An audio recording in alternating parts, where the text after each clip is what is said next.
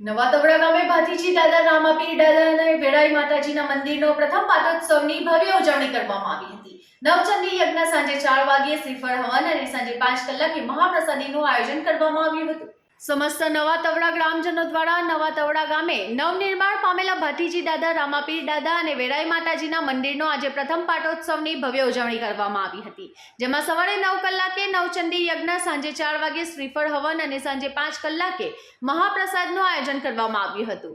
જેમાં સમસ્ત નવા તવડા અને જૂના તવડા ગામના ગ્રામજનોએ મહાપ્રસાદનો લાભ લીધો હતો.